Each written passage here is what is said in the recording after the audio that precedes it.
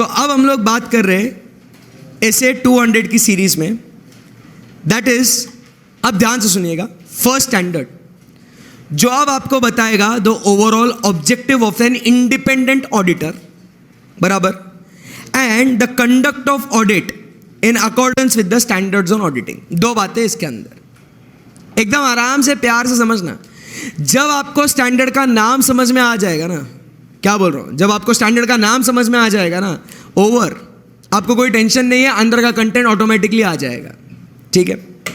So overall objectives of independent auditor and conduct of audit in accordance with the standards on auditing, ठीक है। सो एकदम ध्यान से सुनना, समझना इसको।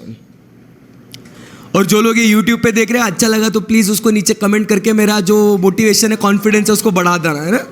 Yes, so we talk about SA 200, overall objectives of an independent auditor. भाई जब तू ऑडिट करेगा, आप ध्यान में रखना, ऐसे है, ये किस पे एप्लीकेबल होगा? ऑडिट ऑफ फाइनेंशियल स्टेटमेंट्स पे एप्लीकेबल होगा। बोलो यस और no? Yes, it will be applicable on audit of financial statements. So ये करते समय what will be your overall objective, number 1, और वो आपको कह रहा है भाई जो पूरा ऑडिट करोगे ना, you are suppose to do it as per what, the standards on auditing. Simple सी बात है। सो आओ देखते हैं स्कोप ऑफ दिस एसे, एकदम आराम से पढ़ते रहना इसको। Scope of this essay, it includes requirements establishing the general responsibilities of the independent auditor, general responsibilities in all audits including the obligation to comply with the essay, ठीक है। general responsibility डाल दिए तेरे पे, generally तुझे क्या करना है, but remember in respect to what, all the audits, specific engagement से related नहीं है, all audits। and when we say audit, तो यहाँ पे अपन किसकी बात कर रहे हैं? audit on financial statements where you have to provide what, reasonable assurance। आई बात समझ में आपको जी? सो यहां पे जो होगा, देखो समझ में, बेसिक अगर आपको गया ना बॉडी के अंदर, स्टैंडर्ड समझने में बहुत आसानी होगी, हेडेक ही नहीं होगा। अब जैसे फर्स्ट एसे 200 का क्या है, जनरल रिस्पॉन्सिबिलिटी डाल रहे, और अभी अपन ने बेसिक 200 का जो ग्रुपिंग देखा, वो किसके बारे में बात कर रहा था? General principles and responsibilities. तो 200 series in respect to that only. So scope of this SA is what, the general responsibilities which are to be given upon the auditor when is conducting all the audits, plus इसके साथ साथ हम लोग उसको क्या बोल रहे हैं भाई, जब तू ऑडिट करेगा, when you are conducting the audit, make sure what, you conduct the audit in accordance with the standards on auditing। Simple सी बात है। सो अब यहाँ पे ये ऑडिट किस पे होगा? ऑडिट होगा, ऐसे कब एप्लीकेबल होते हैं? when they are conducted on what, financial statements। don't forget now the basic of standards, that will help you a lot। इसके लिए तो इंट्रोडक्शन बहुत इंपॉर्टेंट है ना, उसके लिए तो इतना टाइम इन्वेस्ट किया अपन ने, बराबर के नहीं। So an audit of financial statements, why it is done? To increase the confidence of the users. मतलब कॉन्फिडेंस ऑफ द यूजर, क्या बोला था रे? ये कॉन्फिडेंस मतलब क्या है ये? That we need to increase what, the assurance of the users. मतलब कौन है ये? इंटेंडेड यूजर्स है क्या? खत्म, वेरी सिंपल। इसीलिए तो स्टैंडर्ड्स ऑन ऑडिट ये कब होते हैं? They are under what, assurance services ना, कि हम लोग ये काम करेंगे तब जाके इंटेंडेड यूजर्स का भरोसा बढ़ाएंगे अपन। of financial statements by expressing an opinion। पूरा स्टार्टिंग में इंट्रोडक्शन का याद होगा, responsible party, subject matter given to the intended users, but the practitioner will evaluate it then accordance with the criteria and do what, express an opinion। यही तो लिखा हुआ है, बोलो yes or no? yes। whether the financial statements are prepared in all material respects। अब ध्यान से देखना बच्चों, ये ऑल मटेरियल रिस्पेक्ट्स क्यों लिखा है भाई? ऑल मटेरियल रिस्पेक्ट्स में सब बराबर होना बोलते हैं, बिकॉज ऑल मटेरियल रिस्पेक्ट्स अपन बचपन में पढ़ते हैं, जब सब मटेरियल चीजें सही होगी तभी जाके हम लोग कैसा अश्योरेंस दे सकते हैं? वेरी गुड, तभी जाके तो हम लोग कैसा अश्योरेंस। अरे कितना मजा आ रहा है सर, कितना सिंपल है यार। बेसिक बहुत जरूरी है रे, कोई भी कॉन्सेप्ट पढ़ो ना, बेसिक में जाना बहुत जरूरी है। सो अपने को ये ऑडिट में कैसा अश्योरेंस देना है? रीजनेबल अश्योरेंस ना साहब।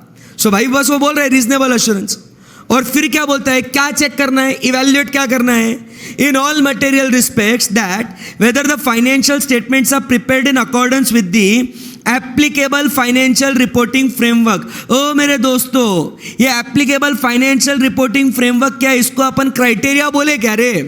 अरे यार ये तो सब मेरे को आता है सर, बोलो यस और नो। सो यहां पे आप देखोगे कि एक प्रैक्टिशनर आता है, वो सब्जेक्ट मैटर को चेक करता है, उसके ऊपर अपना ओपिनियन देता है, बराबर कि नहीं, कि वो जो सब्जेक्ट मैटर है वो उस क्राइटेरिया के हिसाब से बना हुआ है या नहीं, वही तो बात हो रही है। And since we are giving a reasonable assurance, इसके लिए इन ऑल मटेरियल रिस्पेक्ट्स वो बोलना बहुत जरूरी हो जाता है यहां पे। समझा नहीं समझा? बोलो यस और नो। यस। सो इसके लिए जब अपन देखते हैं ना points to be noted, fourth point में सीधा भी जंप करेंगे, डायरेक्ट फोर्थ पॉइंट में जंप करेंगे अपन। और वो क्या बोल रहे हैं फोर्थ पॉइंट में, कि दोस्तों reasonable assurance is a high level of assurance. मालूम है क्या? समरी में लिखा हुआ है मैंने स्टार्टिंग में, इंट्रोडक्शन में, it is a high level of assurance. Absolute level का अश्योरेंस कभी दे सकते हैं क्या? नहीं। सो it is not an absolute level of assurance due to inherent limitations of audit. ओ मेरे इंटर वाले बच्चों, inherent limitations of audit के वजह से हम लोग कभी भी absolute level का assurance नहीं दे सकते। Audit risk can never be reduced to zero. ये फाइनल वाले बच्चों को ही मालूम है, audit risk can never be reduced to what? Zero. Very good. So अब ये अपने को high level of assurance कब मिलेगा? सो पूरे थ्रू आउट दी ऑडिट में पड़ा है, ये अश्योरेंस देने के लिए अपने को क्या ऑब्टेन करना पड़ेगा? Sufficient and appropriate audit evidence. यही बोल रहा है ये आपको SA 200। Points to be noted, reasonable assurance is what? A high level of assurance. It is obtained by obtaining sufficient and appropriate audit evidence. Because of inherent limitations in the audit, you can never give what? An absolute level of assurance. सारे MCQ solve कर सकते हैं क्या? Very good. ये जो basic की points है ना, इनके ऊपर भैया बस MCQs है, बराबर कि नहीं? और इसके लिए जो मैंने MCQ बुकलेट जो आपको प्रोवाइड करी है ना, उसके अंदर बेसिकली स्टैंडर्ड बेस्ड बहुत सारे MCQs है, क्योंकि वो आपको बहुत ज़्यादा इंपॉर्टेंट होंगे एग्जाम पॉइंट ऑफ व्यू से। ओके जी, फिर यहाँ से आगे बढ़ते हैं। सो अब यहाँ से आपको बताया जाएगा what is your overall objectives of the auditor to perform the audit. पूरा जब ऑडिट आप करोगे, आपको किस कदर परफॉर्म करना है, क्या क्या करना होगा ओवरऑल ऑडिट के अंदर। सिंपल है, एकदम मस्त। आओ, सबसे पहले headings, you have to perform your audit in accordance with standards on auditing. भाई करना पड़ेगा। फिर जब करोगे काम तो you have to obtain from the management a reasonable assurance that financial statements are free from material misstatement. फिर आपको पूरा ऑडिट जो करना होगा, keeping in mind what? The concept of materiality, बराबर के नहीं? फिर आपकी रिस्पॉन्सिबिलिटी क्या होगी, बराबर के नहीं? वो आप देखिएगा। एंड फिर एंड में आप क्या दे दो? आपका opinion. This is how you are suppose to conduct the audit. कैसे करने का? स्टेप बाय स्टेप दिया है 5 बातों में। क्या करने का है आपको? तो फर्स्ट पॉइंट क्या कहता है कि भाई मैं जब ऑडिट करेगा, a simple, keep it very simple. Step by step, heading by heading जाने का, फिर अंदर का कंटेंट पढ़ने का। फर्स्ट पॉइंट क्या कहता है? The overall objectives is that first I will conduct my audit in accordance with the standards on auditing. Number 2, I will obtain, जब करने जाऊंगा I will obtain what? Reasonable assurance. फिर I also have to consider what? Materiality. Then I will consider my responsibility and give the report. आई बात समझ में? बिना book में देखे 5 पॉइंट बोलो। बोलते क्यों नहीं? Conduct the audit in accordance with the standards on auditing, obtain reasonable assurance, consider materiality, auditor's responsibility and reporting. खलास, इजी है ना एकदम? यस। अब देखो अंदर के पॉइंट पढ़ते हैं। मैं वापस से बोल रहा हूँ, जब भी ये पढ़ रहे हो, अपने को अपने बेसिक चैप्टर्स का नॉलेज होना बहुत जरूरी है। So standards on auditing in accordance with the SAs and relevant ethical requirements. यारो, रेलेवेंट एथिकल रिक्वायरमेंट्स हो जाए, integrity, objectivity, confidentiality, professional competence and due care, professional behaviour and independence. ये क्या है मेरे ethical values, ethical requirements. So वो कहता है मैं जो मेरा काम है ना, मैं स्टैंडर्ड्स और ऑडिटिंग के हिसाब से करेगा ही करेगा, प्लस एथिकल रिक्वायरमेंट्स जो भी है ना वो भी मैं करेगा. बराबर के नहीं. SAs do not impose. One very important point जो आपके सामने आ रहा है दोस्तों, SAs do not impose any responsibility on the management. ये स्टैंडर्ड्स और ऑडिटिंग भैया किसको एप्लीकेबल हो रहे हैं? ऑडिटर को. ये मत समझ लेना कि ऐसे के हिसाब से मैनेजमेंट ने काम करना है. ओ नो, स्टैंडर्ड्स के हिसाब से किसको काम करना है? ऑडिटर को. So SAs do not implement और impose any responsibility on the management और those charged with governance, and do not override laws और regulations that govern their responsibilities. कोई भी लॉ को ऐसे ओवरराइड नहीं करेगा. लॉ सुप्रीम है, ऐसे उसके बाद है. बराबर के नहीं. ये रिस्पॉन्सिबिलिटी लगाता है ऑडिटर के ऊपर, ना कि मैनेजमेंट या दोस्त चार्ज विद गवर्नेंस के ऊपर. एमसीक्यू बनेगा. बराबर के नहीं. SAs are applicable to auditor, management, TCWG, all of the above. Only auditor. आई बात समझ में आपको? यस. आगे, however they impose responsibility on auditor. So ऐसे बराबर के नहीं किसके ऊपर रिस्पॉन्सिबिलिटी इंपोज करता है दोस्तों? ऐसे impose responsibility on auditor. The audit of financial statements does not relieve management or those charged with governance of those responsibilities. But important क्या है? भले ही ऐसे मैनेजमेंट को एप्लीकेबल नहीं होते, बट जो जो मैनेजमेंट की रिस्पॉन्सिबिलिटीज है, like preparation of financial statements, implementation of internal control, providing information to the auditor, भैया उनसे उनको छुटकारा नहीं मिलता. मैनेजमेंट को उन्होंने उनका काम करना ही है, हमने हमारा काम करना है. क्लियर है, एकदम इजी है. ठीक है, नो प्रॉब्लम. आई बात समझ में? आगे, the auditor to obtain reasonable assurance about whether financial statements are free from material misstatement, whether due to error और फ्रॉड. इजी एकदम. Yes. Materiality. The concept of materiality is applied both in planning and performing the audit. And obviously last में, end में भी अपने को reporting के time पे भी मटेरियलिटी को कंसिडर करना पड़ता है. आई बात समझ में? So in evaluating the effect of the audit and uncorrected misstatements on financial statements, auditor's responsibility is not responsible for detection of misstatements that are not material. मतलब कौन से मिसस्टेटमेंट्स को ढूंढने का?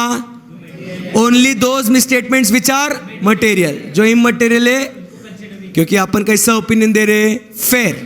फेयर के लिए हम लोग क्या चाहेंगे? Only material misstatement should not be there. सादे मिसस्टेटमेंट्स रहेगा तो चलेगा क्या? हाँ. द ऑडिटर शुड एक्सरसाइज क्या रे? Professional judgement and professional scepticism throughout the planning and performance of the audit. दोनों का होना बहुत जरूरी है. प्रोफेशनल जजमेंट मतलब भैया उसका अनुमान लगा ले तू कि वो मटेरियल है या नहीं है. स्केप्टिसिज्म मतलब हमेशा अलर्ट रहना टू द सर्कमस्टेंसेस और सिचुएशंस दैट में indicate what there are material misstatements. आगे, reporting. To form an opinion on the financial statements will depend upon the applicable financial framework, applicable financial reporting framework. The auditor will may also have certain other communication and reporting responsibilities. तो ये other responsibilities जो है ना to users, मतलब इसके अंदर आप अगर देखोगे सो आपको ऐसे नंबर 260 और 265 आपको एक्टिवेट हो जाएंगे. दिखेगा आपको communication with those charge with governance. Index में देखने का लगेज communication with those charge with governance. 265 बात करता है communication of deficiencies in internal control to those charge with governance और मैनेजमेंट. दिख रहा है कि आपको ऐसे? सो ओपिनियन तो देने का प्लस और कुछ रिपोर्टिंग रिस्पॉन्सिबिलिटी हो सकती है टू द यूजर्स. आई बात समझ में आपको? राइट. खत्म हो गया ना यहाँ पे इतना? Any difficulty till? नो. सो यहाँ तक एक बार जितना भी है वो बोलते क्या अपन? स्टैंडर्ड खत्म होने आया 200 वे. एकदम सिंपल, नो डाउट. चलो खेलते हैं वापस एक बार. ऐसे 200 नाम बोलो. Overall objectives of an audit and independent audit and conduct an audit in accordance with the standards on auditing, बराबर एकदम, यस। सो यहां पे ये स्टैंडर्ड आपके ऊपर क्या लगा रहा है? जनरल रिस्पॉन्सिबिलिटीज टू, अरे बोलो ना, टू ऑल द ऑडिट्स, बराबर के नहीं? And then you have to conduct the audit in accordance with the standards. फिर when we talk about audit of financial statements, so अपन ने क्या बोला था ऑडिट ऑफ फाइनेंशियल स्टेटमेंट्स में? सबसे पहले क्या? To increase the confidence of the users to see that whether the financial statements are prepared in all material respects in accordance with the applicable financial reporting framework. ऐसा बोला था ना अपन ने? बोले yes or no? Yes. फिर how you are supposed to conduct the audit? 5 point बोले थे. First you will conduct the audit in accordance with the standards on audit plus with the ethical requirements. SS की responsibility auditor पे के management पे? बोलो ना, auditor के management, auditor पे. नंबर 2, कैसा अश्योरेंस लेने का? Reasonable assurance that financial statements are, हाँ. फिर अपने को क्या कंसीडर करना है? मटेरियलिटी. कहाँ कहाँ पे?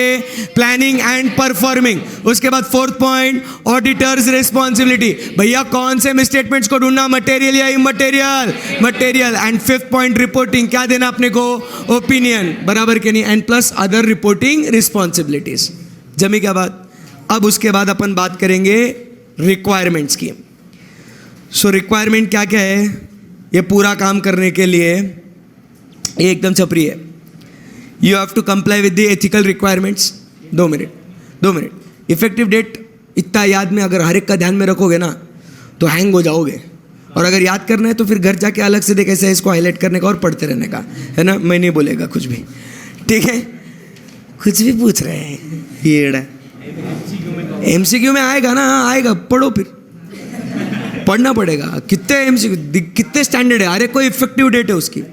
हर किसी की ऑब्वियसली एक ही स्टैंडर्ड की थोड़ी होंगी रे, और हर एक की अलग अलग है. हाँ, सबका सेम नहीं है, इसीलिए वो तुम्हारे लिए छोड़ दिया मैंने इफेक्टिव डेट. ओके. सो अब अपने को ऑब्जेक्टिव क्या अचीव करना है मालूम है आपको? सो वो अचीव करने के लिए we are now studying the requirements, how to achieve. समझा क्या? ऑब्जेक्टिव क्या है अपने? वो 5 चीजें. कौन से? वो स्टैंडर्ड्स ऑन ऑडिटिंग, फिर उसके बाद रीजनेबल अश्योरेंस, मटेरियलिटी, फिर उसके बाद ऑडिटर्स रिस्पॉन्सिबिलिटी एंड रिपोर्टिंग. अब यहां पे उसको करने के लिए वो कहता है you conduct the work in accordance with the ethical requirements. Throughout the audit you maintain what professional scepticism and professional judgement and make sure you obtain what sufficient and appropriate audit evidence and reduce the audit risk to an acceptably low level. ये आपको 4 बातें ध्यान में रखनी है. आई बातें समझ में आपको? पढ़ते हैं. So it is in respect to what? Ethical requirements. आपको सबसे इंपॉर्टेंट जो है वो ध्यान में रखना है, वो क्या है? इंडिपेंडेंस. इंडिपेंडेंस ध्यान में रखना, ये अपन आगे पढ़ेंगे ऐसे नंबर 220 में. बट इंडिपेंडेंस मतलब ध्यान में रखना, it is a state of mind and appearance. मतलब आप आपका जो भी ओपिनियन देंगे वो किसी के दबाव में आके, किसी के प्रेशर में आके आप नहीं देंगे. यू विल बी इंडिपेंडेंट, बराबर के नहीं? So when you are expressing an opinion without being influenced, बराबर के नहीं, by others, it is called as what? Independence. किसी के बहकावे में आके you are not expressing your opinion. So whenever you want to achieve those objectives, you have to make sure you comply with the ethical requirements and to be very specific about what is the independence requirement. Number 2, professional skepticism, you are supposed to use it in the planning and performing of the audit. इसमें क्या कहता है? that you should always be alert to the circumstances that may exist, बराबर के नहीं? that the financial statements may be what? materially misstated. हमेशा आपने चौकन्ना रहना है. So professional skepticism, as I said, is an Anna who is always chaukanna. That is professional skepticism. You should continuously be alert. हर बार, हर घड़ी, हर समय आपने alert रहना है कि यहाँ पे क्या कुछ गलत है या नहीं है, बराबर कि नहीं? Professional judgment in planning and performing, whether a particular thing is material or not material. is a matter of what? Auditor's professional judgment. Which control is to be tested, which control is not to be tested. Again, a matter of auditor's professional judgment. Whether it is fair or not is a matter of auditor's professional judgment. Whether it is reasonable or not. Throughout the audit, you have to use it. Last में, to reduce the audit risk to an acceptably low level, reduce to an acceptably low level, you need to obtain what? Sufficient and appropriate audit evidence. आई बात समझ में? तो requirements क्या क्या है चीज़ें? Ethical requirements है, professional skepticism, professional judgment, and sufficient and appropriate audit evidence. And if you fail to achieve this objective, आपको क्या करना है? दो बातें. अगर आपको लगता है if an objective cannot be achieved, the auditor shall evaluate whether it prevents the auditor from achieving the overall objectives. उस केस में he will modify the opinion or he will withdraw from the engagement. उसको audit accept करने के पहले ही लगता है कि ये वो ऑब्जेक्टिव्स अचीव नहीं कर सकता, भाई एक्सेप्ट ही मत करो. या एक्सेप्ट करने के बाद उसको लगता है ऐसा ऐसा कुछ गलत हो रहा है, एक तो मॉडिफाइड ओपिनियन दो. मॉडिफाइड ओपिनियन मतलब अपने को मालूम है कौन से डिस्क्लेमर, एडवर्स एंड क्वालिफाइड. या तो भाई रेजिग्नेशन दे दे, और रेजिग्नेशन दे दिया और अगर आप कंपनी है तो फिर आपको सेक्शन 140 सब सेक्शन 2 के तहत आपको क्या करना पड़ेगा? You have to give the reasons and facts causing what? Resignation. बराबर कि नहीं? कंपनी ऑडिट में पढ़ा है ना ये सब? हाँ जी. उसके बाद ये जो भी आपने अचीव नहीं कर सकते हैं as per SA 230, you have to do what is the documentation करना होगा आपको. फर्स्ट स्टैंडर्ड आपका खत्म हो गया. बोलो एनी डिफिकल्टी टिल हियर? अरे बोलते क्यों नहीं? सिंपल है एकदम. राइट.